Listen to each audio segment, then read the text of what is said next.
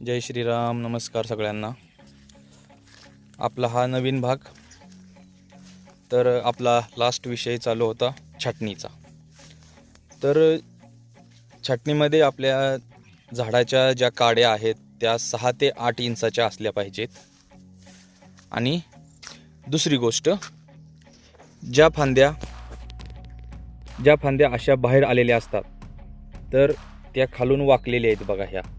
ही खालून वाकलेली आहे आणि ह्याच्यावर जर वेट झालं तर ही फांदी अशी खाली येऊ शकते. तर त्यासाठी एक लक्षात ठेवायचं आहे की ही फांदी आहे तर पुढच्या वेळेस छाटणी करताना 1 फूट आतल्या बाजूनी कट करायचे. तर आपल्या पाठीमागच्या काड्यांवर स्टोरेज तयार होणार आणि पाठीमागं फळं लागणार, तर फांदी तुमची वाकणार नाही. तर त्यासाठी ते बघणं खूप महत्त्वाचं आहे. कारण ज्या फांद्या जमिनीच्या साईडला आलेल्या आहेत किंवा वरच्या बाजूनं फांद्या खूप झाडांच्या बाहेरपर्यंत वाकलेल्या आहेत, तर ते करणं. आता तुम्हाला इथं दुसरी फांदी दाखवतो मी. हे बघू शकता तुम्ही. आता ही फांदी आपण ह्याला बेल्ट लावलेला आहे. बेल्ट लावला आहे कारण त्या फांदीला वेट जास्त झालं आणि ही फांदी खाली येणार आहे.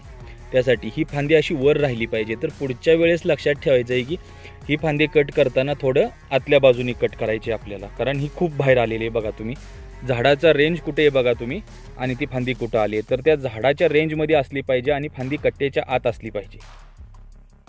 कारण जास्त फांदी जर बाहेर आली तर ती फांदी मोडू शकते आणि ती फांदी मोडल्यामुळे तुमचं दुसरं नुकसान होऊ शकतं. कारण एक फांदी गेली तर तुम्ही समजू शकता की तुमचे 3-4 किलो 5 किलो तुमची डाळिंब जाऊ शकतात एका फांदीपासून.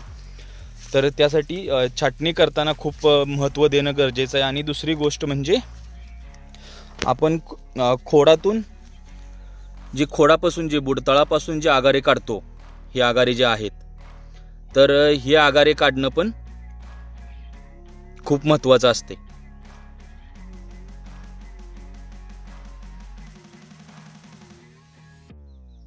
हे आपले जे खोडातले आगारे असतात तर हे काढणं पण खूप महत्त्वाचं असते. तर ते काढताना आपल्याला लक्ष ठेवायचं आहे की ते पूर्ण बुडातून निघले पाहिजेत.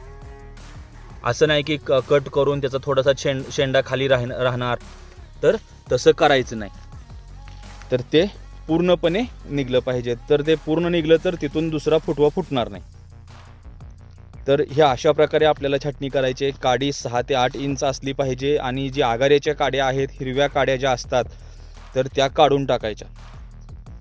थँक्यू. जर तुम्हाला अजून काही स्पेसिफिक गोष्टीबद्दल विचारायचं असेल तर तुम्ही मला कमेंट करून किंवा मेसेजद्वारे सांगू शकता. धन्यवाद.